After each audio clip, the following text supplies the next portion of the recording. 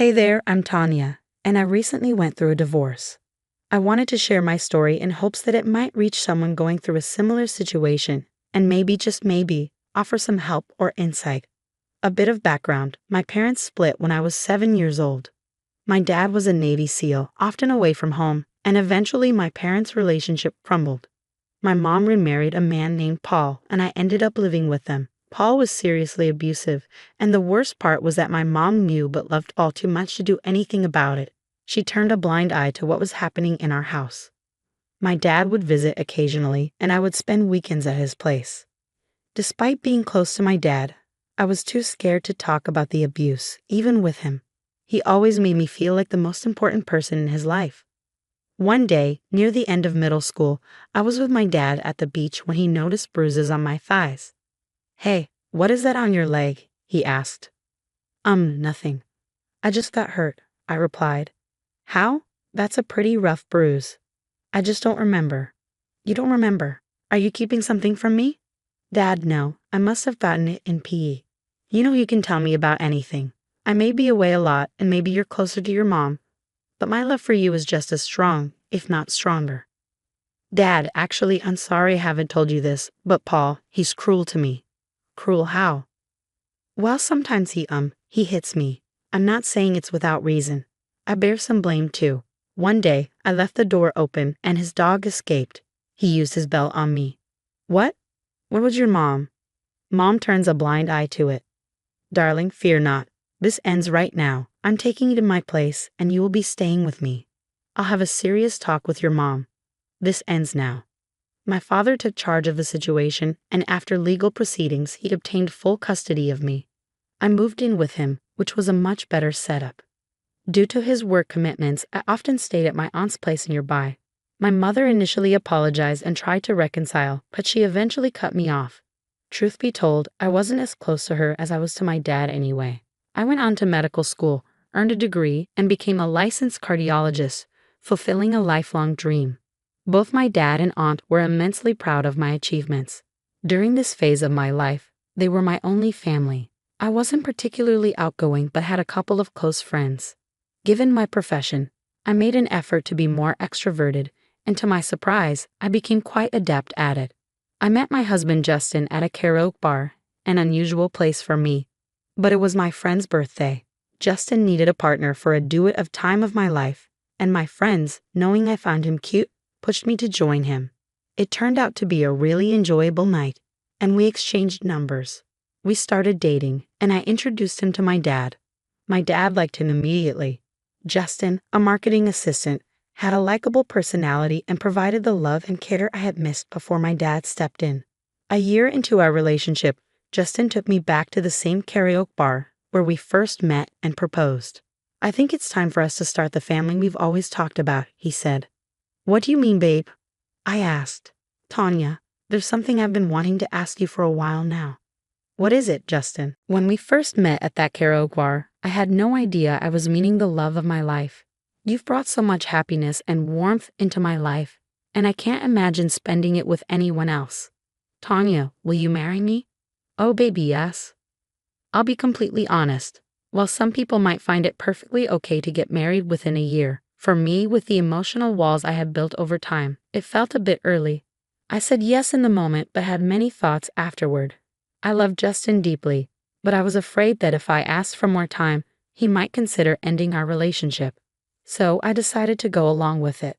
We had a very private wedding ceremony. I invited my mother, but she didn't show up, which was somewhat disappointing because, after all, she was my mother. However, my dad was there, and I was immensely grateful for his presence. He walked me down the aisle, and I was officially married to Justin. A year into our marriage, we were blessed with a beautiful baby girl. I remember after my delivery, the room was filled with balloons and flowers as everyone came to visit.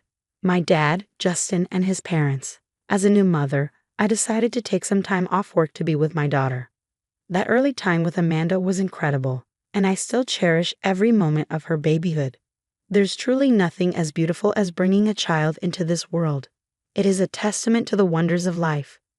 Justin was working during this time, but eventually I had to return to my job. Justin was amazing as a dad, super playful and gentle with our daughter. He would even let her go to town with makeup on his face. He was a real sweetheart as a dad. But here's the thing, with both of us heading back to work, we decided to hire a nanny to look after Amanda. She was a little bundle of energy, and we wanted her to have the best care while we were away. After some time, I got pregnant again, and then out of the blue came the shocker. The doctor revealed that I was not just expecting one more addition to our family, but twins. It wasn't exactly what we had planned for, but it brought a boatload of joy into our lives. Little did we know that with the arrival of our children, the dynamics of our marriage were about to shift. Justin wasn't exactly thrilled that I earned more than him. He never openly discussed it with me, but I sensed his feelings when our friends Carrie and Dylan came over for dinner during my third trimester. "So how are you guys feeling about the babies on the way?" Dylan asked. "Oh, we are excited. A little nervous, but mostly excited," Justin replied. "Speaking of babies, have you guys thought about names yet?" Carrie inquired. "Oh yes, we've been brainstorming. We want something unique but not too out there, you know," I said. "Any favorites so far?" Carrie continued. "Well, we've been tossing around a few ideas but haven't settled on anything just yet," Justin added.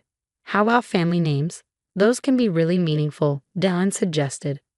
"Absolutely. We've been researching strollers that can accommodate multiple babies. It's been overwhelming, but we'll figure it out," I said. "It's amazing how much stuff you need for 2 babies, right?" Dylan said. "Just tell me about it. Our checklist keeps getting longer," Justin replied. "Tanya, do you miss being at work?" Carrie asked. "A bit. You know, being a doctor is tough, but when you treat people and help them, it just feels so good to see their smiles," I responded. "Wow, a corporate worker and a doctor. Do you even manage to find time to make all these babies?" Dylan joked. "Ah, come on, Justin. I'm pretty sure your wife must be the money bag in the house, you know?" Carrie teased. "Well, you know how it is, Dylan. I actually earn more than Tanya," Justin said nonchalantly. I could not believe what Justin had said. Why would he lie about something like that? After Dylan and Carrie left, while we were doing the dishes, I finally decided to talk to him about it. "Justin, can we talk for a moment?" "So, what's on your mind?" he asked. "You said you earn more than me, but that's not true, is it?" "No, it's not true," he admitted. "Justin, why on earth would you lie about something like that?" "I don't know, Tanya. I guess I was just embarrassed. It felt awkward." "Embarrassed?" I had no idea this was such a sensitive topic for you. "I am not sensitive, Tanya. I'm a man, and I should be the one in charge." "You've never complained about it before. What has got you so worked up now?" "I just don't want people to think I'm some kind of loser, okay?" "Justin, if it works for us, it works for us. Who cares what other people think?" "Yeah, whatever," he muttered. Justin's response left me feeling uncomfortable. It came across as somewhat misogynistic. What was the problem if our arrangement worked for us? I never had an issue with having a husband who contributed less financially. After all, money is not what keeps a family together. At that point, I had a lot on my plate, so I didn't dwell on it too much. 2 months later, the big day finally arrived. My pregnancy had been complicated, but eventually I gave birth to twin baby boys. In the hospital bed, I held my precious little boys, Abe and Leon, in both my hands. "Our family feels complete, baby. You've made me the happiest man alive." "I love you," Justin said. "It wasn't all me, babe. Amanda, look at your baby brothers. Aren't they so cute?" "Baby brothers?" Amanda asked. "Yes, sweetheart. Do you want to sit next to Mom?" "Yes," she exclaimed. "Hello, baby brothers." At that moment, I felt an overwhelming contentment with my life. I dreamed of being the best mom to all my kids, something I had never gotten from my mother. My deepest desire was to provide them with everything they wished for and shield them from all the bad things in the world. Soon, I took the babies home, and we had the whole nursery set up for them. Justin and I both took some time off work. While Justin eventually returned to the office, I didn't. Then things got really tough at home, juggling the care of the babies and Amanda. We were in a tight spot financially, and things weren't exactly rosy. I had a strong desire to give my family the best of everything, and I had the means to do so. But we also needed a parent at home to take care of the kids. It was a challenging situation, and we needed to find a way to make it work. The issue was the significant income gap between us. Justin brought in only $30,000 a year, while I earned $150,000 a year. You could see the difference. From my perspective, it made sense for me to continue working. I had a good career and a well-paying job with the potential for salary growth. I thought I would talk things out with Justin, and he would understand my viewpoint, but things did not go my way. We had just had dinner, and Justin and I were in the twins' room to check up on them. 3 kids. We always planned for 2, but I'm not complaining. They're so cute, Justin said. Yeah, they are. Well, I want to talk to you about something. Sure, what's on your mind? We need to secure all our kids' futures, you know. I know I might be thinking too far ahead, but we can provide them with better opportunities. We can even help them with their college if they need it. You're right, Justin agreed. If I continue with my job, we can save more. And if I work for a few more years, I'll likely get a raise. That would be amazing, but who will stay with the kids at home while we are working? What if you quit working and stay home to take care of the kids? Are you kidding me? No, you get along with them so well.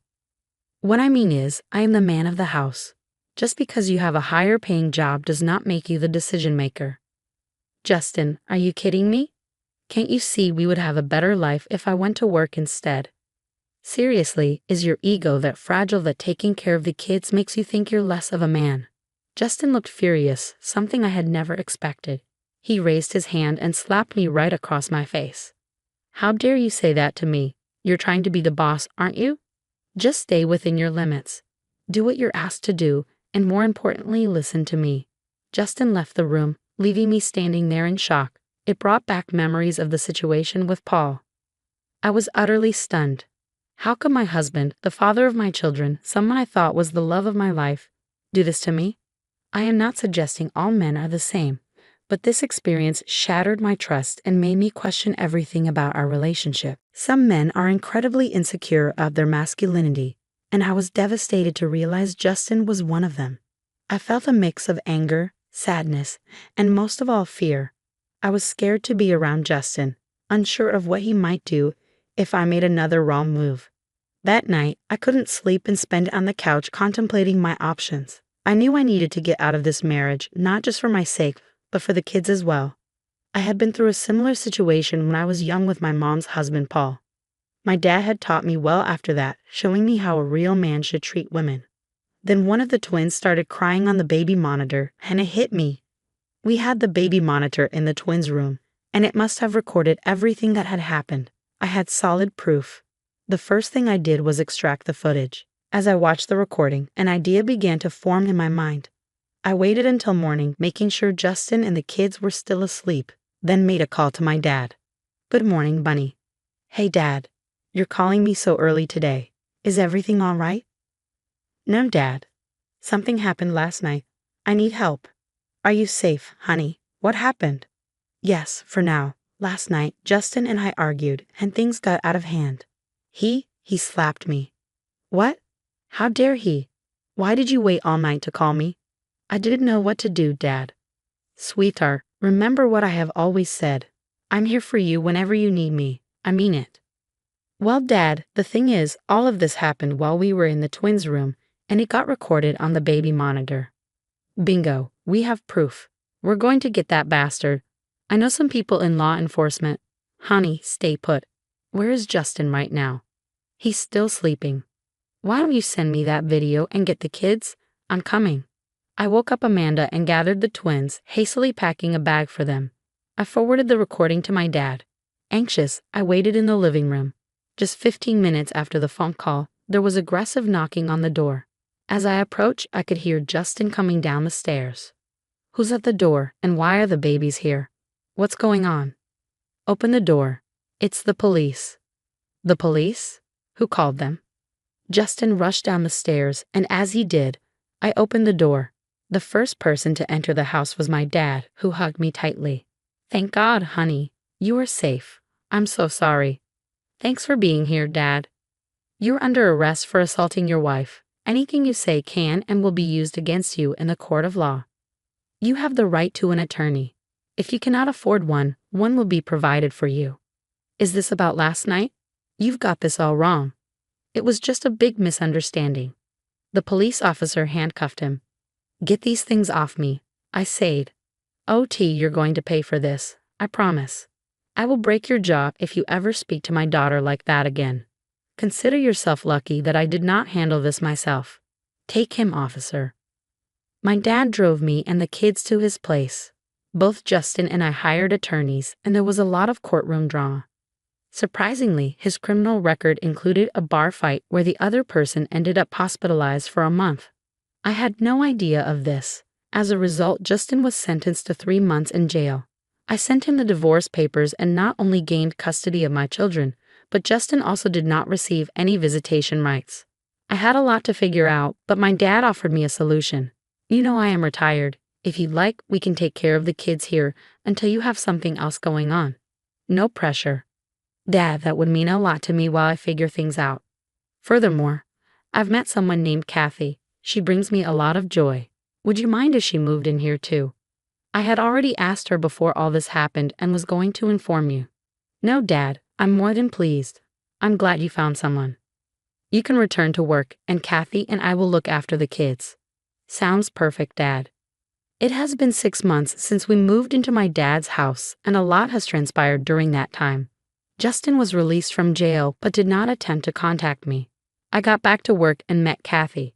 She possesses wisdom and experience, and she's very affectionate. Surprisingly, she also provides motherly advice, filling a void in my life.